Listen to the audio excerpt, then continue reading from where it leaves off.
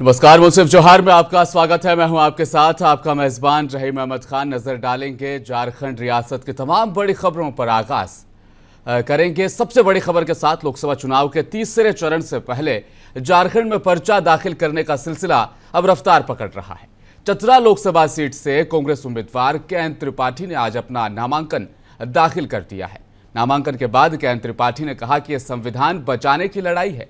BJP 400 पार का नारा लगा रही है, लेकिन क्या वह बिना जनता के वोट के ही 400 पार कर लेंगे? जनता ने इस बार सब कुछ भांप लिया है। नामांकन के फौरन बाद जनसभा भी की गई, जिसमें सूबे के सीएम चंपई सोरेन भी शामिल रहे। साथ ही वित्त मंत्री रामेश्वर उरांव, ग्रामीण विकास मंत्री आलमगीर आलम, उद्योग मंत्री सत्यानंद भोक्ता, कांग्रेस प्रदेशाध्यक्ष राजेश ठाकुर, बसपा प्रदेश अध्यक्ष अरुण यादव भी शामिल रहे। उसके बाद जनसभा से सीएम चंपई सोरेन ने खिताब भी किया।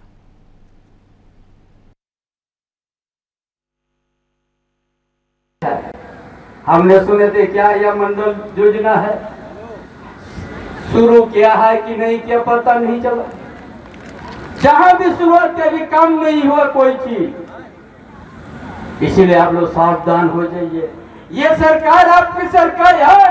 पलामे में पाइपलाइन से हम लोग खेती में हर 12 महीना खेती में हम लोग पानी पहुंचाने के काम शुरुआत कर दिया। जब इस क्षेत्र में सुखाड़ क्षेत्र में आते हैं, हर समय विधानसभा बात उठता है।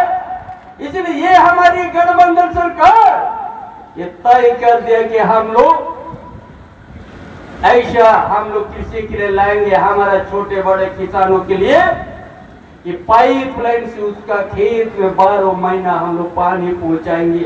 ये पूरा झारखंड में हम लोग काम।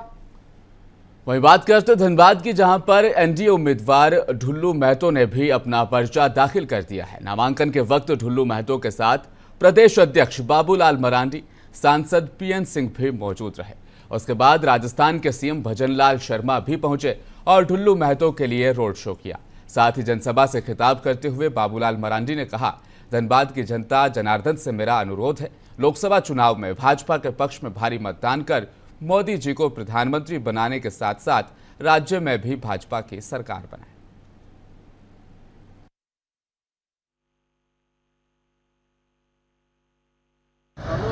सरहद की बात हो या देश के अंदर हो, जो सुरक्षा की माहौल उन्होंने पैदा किया। आज आम लोग भय मुक्त होकर के जीवन बसर कर रहे हैं। लेकिन वहीं पर अगर हम झारखंड में देखेंगे, और झारखंड भी नहीं और आपके धनबाद शहर में आज आम लोग भयभीत हैं। आए दिन यहां से खबरें आती, यहां इनकी मर्डर हो गई। आए दिन ये खबर आते रहते हैं यहां पर कि अमुक से रंगदारी मांगा जा रहा है। मैं आपको इतना ही विश्वास दिलाता हूं कि आप इस बार इस क्षेत्र से भारतीय जनता पार्टी को जिताना, देश में प्रधानमंत्री नरेंद्र मोदी जी को बनाना है और उसके 6 महीनों के आते आते फिर से झारखंड में भारतीय जनता। सांसद विद्युत वरण महतो ने भी जमशेदपुर लोकसभा सीट से तीसरी बार अपना पर्चा दाखिल कर दिया है। सांसद विद्युत वरण महतो केंद्रीय मंत्री गजेंद्र सिंह शेखावत, अर्जुन मुंडा और जमशेदपुर भाजपा महानगर अध्यक्ष सुधांशु ओझा समेत कई नेताओं के साथ वो डीसी ऑफिस पहुंचे और वहां पर उन्होंने अपना नामांकन दाखिल किया। उनके साथ उनके अधिवक्ता भी थे। डीसी के चैम्बर में नामांकन के बाद बाहर निकलने पर सांसद विद्युत वरण महतो ने पत्रकारों से बातचीत की। उन्होंने कहा कि वे जीत की हैट्रिक लगाने जा रहे हैं। उनके नामांकन पर जनता में काफी उत्साह भी है।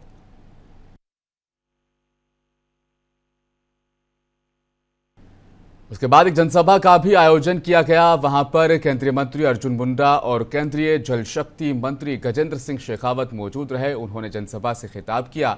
गजेंद्र सिंह शेखावत ने कहा कि 400 पार इस बार सीट जो है, ये जो नारा है ये सफल रहेगा। 400 पार हम सीटें जीतेंगे। जहां तक विद्युत वरण महतो की बात है, वह भी भारी मतों से जीत हासिल करेंगे और ये एक ऐतिहासिक जीत होगी।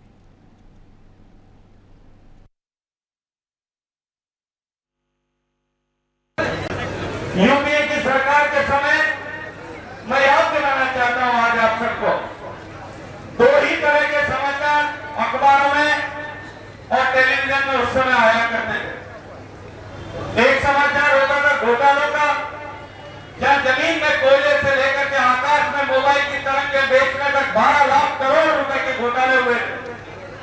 देश की अर्थव्यवस्था खस्ताहाल थी। देश की अर्थव्यवस्था को विश्व में दुनिया की अर्थव्यवस्था की समीक्षा करने वाले लोगों ने फ्रेजाइल 5 कमजोर 5 अर्थव्यवस्थाएं जो कभी भी बिखर सकती है उनमें सम्मिलित कर दिया था। घोटालों के चलते हुए देश के बैंकों की हालत खराब थी। देश के पास कच्चा तेल खरीदने का पैसा नहीं था।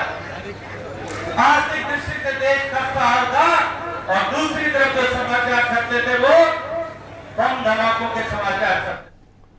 वहीं मध्य प्रदेश के सीएम डॉक्टर मोहन यादव ने बीजेपी दफ्तर रांची में प्रेस कॉन्फ्रेंस से खिताब किया। इस मौके पर उन्होंने कहा कि प्रधानमंत्री मोदी के तीसरे टर्म में भगवान कृष्ण भी मुस्कुराएंगे। उन्होंने कहा कि भाजपा सरकार के संकल्प के चलते ही अयोध्या में भगवान श्री राम का मंदिर बन पाया है। कांग्रेस के कार्यकाल में शाहबानो मामले में भी सुप्रीम कोर्ट का फैसला आया था। कांग्रेस ने इसे लागू करने की बजाय संसद में विधेयक लाकर पलट दिया था। इस दौरान उन्होंने कांग्रेस पर जमकर हमले बोले। अगली सरकार के लिए लालायित करता है, अगली सरकार के लिए बुलाता है। लेकिन मैं इस बात को जरूर अपनी तरह से कहना चाहूँगा कि ये चुनाव बाकी के चुनाव से हट कर के इस चुनाव में जिस ढंग से माननीय मोदी जी ने अपनी भूमिका रखी है, उस भूमिका को अगर पूरे देश के लोग देख रहे हैं, देश तो क्या दुनिया देख रही है। एक ऐसे व्यक्तित्व के नाते से मोदी जी चुनाव लड़ रहे हैं जिसको मैं अपनी भाषा में कहूँ कि उनको लड़ नहीं रहे, हम उनको लड़ा रहे हैं। हमारे पूरे देश की बेहतरी के लिए हम उनको ये मौका दे रहे हैं। उनके स्वयं के जीवन का इस चुनाव से एक ऐसा व्यक्ति जिसने अपने जीवन का क्षण क्षण इस देश के लिए बलिदान कर दिया, इस देश के लिए कुर्बान कर दिया, उनका स्वयं का अपना खुद का इस पद से उस पद से क्या संबंध। 2 बार वो प्रधानमंत्री बने, 3 बार वो गुजरात जैसे समर्थ आर्थिक दृष्टि से बहुत संपन्न राज्य के। एमपी के सीएम मोहन यादव झारखंड के हंटरगंज से बीजेपी उम्मीदवार के लिए प्रचार करने भी पहुंचे, जहां पर चुनावी सभा में विपक्ष पर उन्होंने जमकर हमला बोला और उसे सनातन विरोधी तक बताया। साथ ही वापस से भाजपा सरकार के आने का दावा करते हुए 2019 में राम को लाए और अब 2024 में कृष्ण को लाएंगे, इस तरह के नारे उन्होंने दिए। नरेंद्र मोदी की तीसरी बार प्रधानमंत्री बनाने को लेकर भी उन्होंने दावे किए। उन्होंने विपक्ष को लेकर कहा कि इस चुनाव में सनातन का विरोध करने वालों की जमानत तक जब्त हो जाएगी।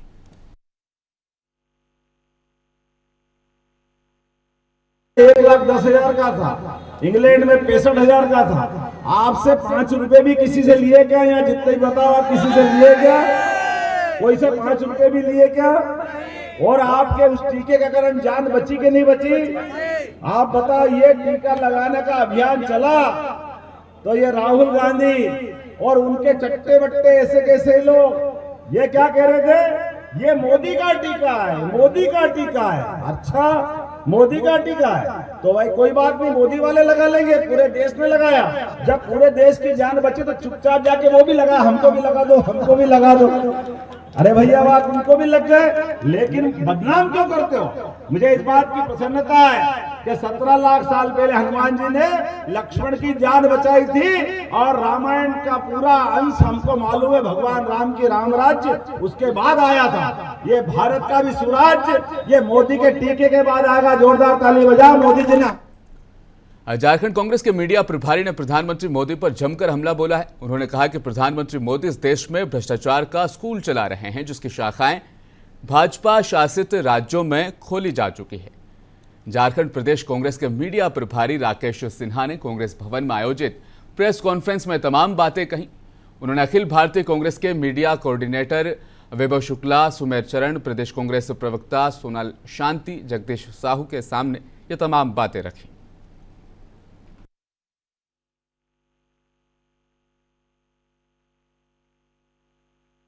जहां इंटायर करप्शन स्कीम के तहत इन 10 सालों में रोज प्रत्येक दिन घोटाले पे घोटाले हो रहे हैं। क्योंकि एक कहावत है कि चोर बोले जोर से, और जब घोटाले हो रहे हैं तो प्रधानमंत्री जी और तमाम भारतीय जनता पार्टी के लोग जोर से बोल करके मुद्दे को डाइवर्ट करने का प्रयास, घोटाले को डाइवर्ट करने का प्रयास प्रत्येक दिन अपने भाषणों में करते हैं। और यही कारण है कि प्रधानमंत्री कभी भी मुद्दे पे बात नहीं करते, जो देश का मुद्दा है कभी भी बात नहीं करते। प्रधानमंत्री जी के नेतृत्व में छापा डालकर चंदे की वसूली कैसे। भाजपा के प्रदेश प्रवक्ता प्रतुल शाह देव ने आज झारखंड मुक्ति मोर्चा पर बड़ा हमला बोलते हुए कहा कि जेएमएम का हाथ जमीन दलालों के साथ है।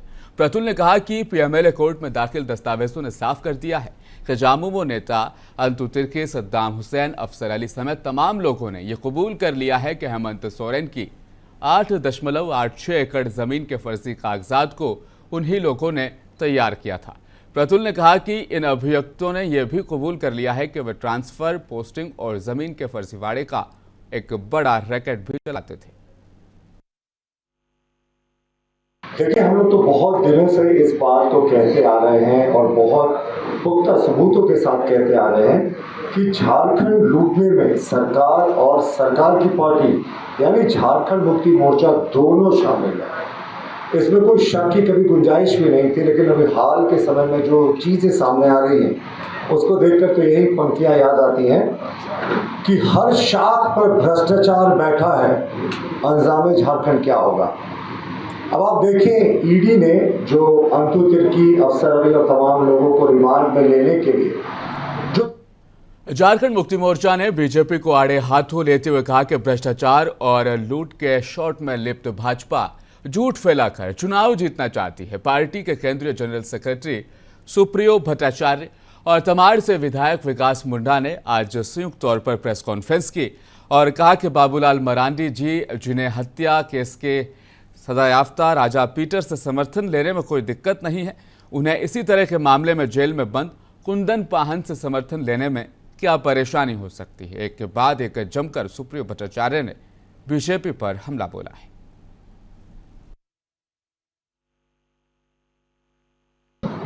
पिछले चुनाव में बोले थे जनजाति के संबंध में, आपने अपना काम तो कर लिया, बाकियों को क्यों छोड़ दिया? क्योंकि रघुवर जी ने तो हमको लगता है कि 15-16 कम्युनिटी को बोला था कि हमें स्पीकर दर्जा दें। तो ऐसे लोगों के खिलाफ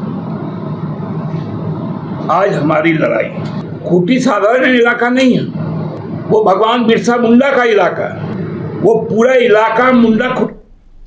रामगढ़ में हजारीबाग संसदीय क्षेत्र से इंडिया अलायंस के उम्मीदवार के तौर पर उन्होंने वहां पर प्रेस कॉन्फ्रेंस बुलाई और कॉन्फ्रेंस में बड़कागांव के विधायक अंबा प्रसाद लखड़ा के अलावा गठबंधन में शामिल सभी प्रमुख दल के प्रतिनिधि मौजूद रहे। मौके पर मौजूद बड़कागांव विधायक ने हजारीबाग लोकसभा की जनता से अपील करते हुए कहा कि अपनी समस्याओं का समाधान करने के लिए अपनी ताकत का सही इस्तेमाल करें और सही जगह पर वोट दें।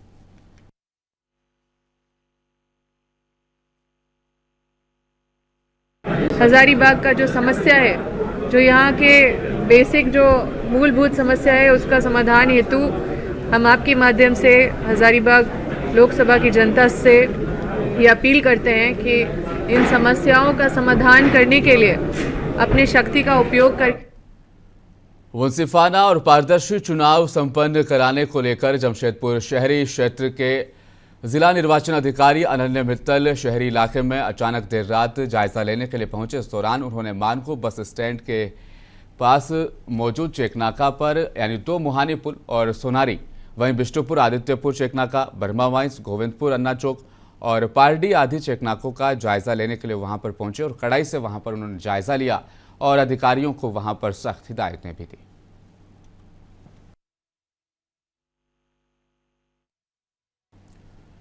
वहीं कोडरमा के झुमरी तलैया स्थित बाजार समिति में आज दोपहर में शॉर्ट सर्किट के कारण अचानक आग लग जाने से करीब आधा दर्जन फल दुकानों का नुकसान हुआ है। फायर ब्रिगेड की टीम मौके पर पहुंची, आग पर फिलहाल काबू पा लिया गया है। स्थानीय लोगों ने क्या कुछ कहा, सुनाते हैं आपको।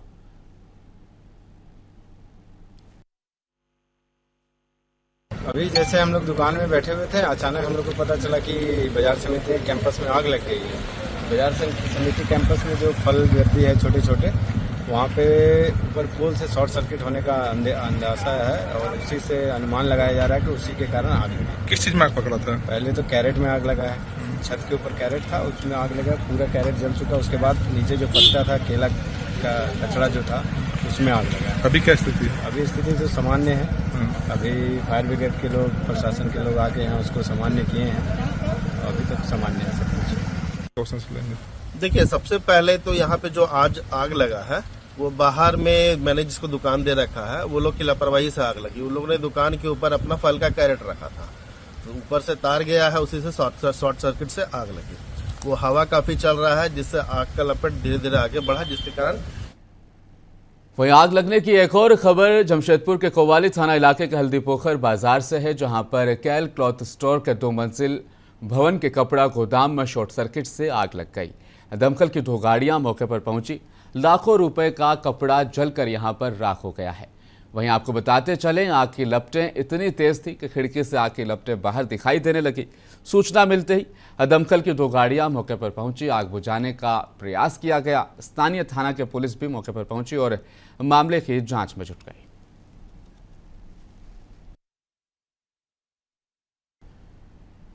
और गढ़वा से खबर है, जहां लोकसभा चुनाव के मद्देनजर जिले में एक अभियान चलाया जा रहा है। जांच और छापेमारी के इस अभियान में गढ़वा पुलिस को बड़ी कामयाबी मिली है। पुलिस ने गढ़वा शहर थाना इलाके के नावाडी गांव से उपाध्याय सिंह को एक अवैध देसी कट्टे और जिंदा गोली के साथ गिरफ्तार कर लिया है।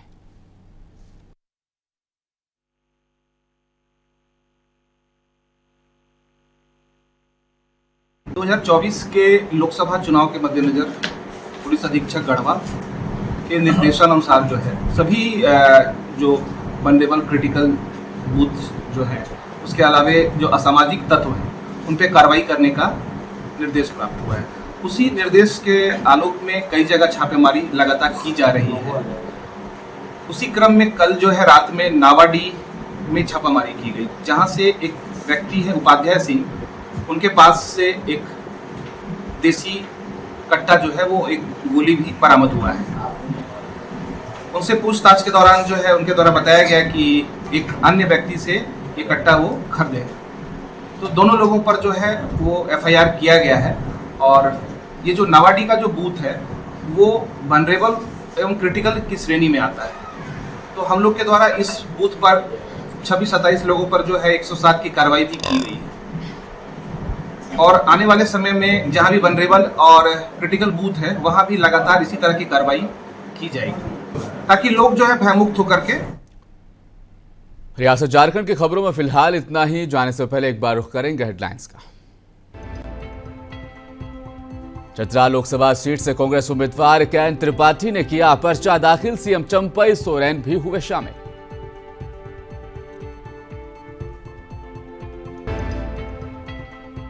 वहीं ढुल्लू महतो ने धनबाद से तो जमशेदपुर से विद्युत फरण महतो ने भरा पर्चा। बाबूलाल मरांडी ने कहा जनता जनार्दन इस बार मोदी के साथ। मीडिया प्रभारी राकेश सिन्हा ने पीएम मोदी पर साधा निशाना। प्रधानमंत्री मोदी इस देश में भ्रष्टाचार का स्कूल चला रहे हैं।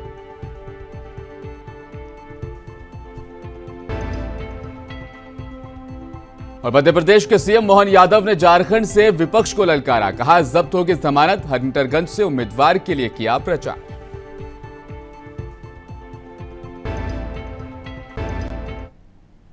मुंसिफ जोहार में फिलहाल इतना ही। मजीद खबरों के लिए बने रहिए हमारे साथ। देखते रहें मुंसिफ टीवी न्यूज।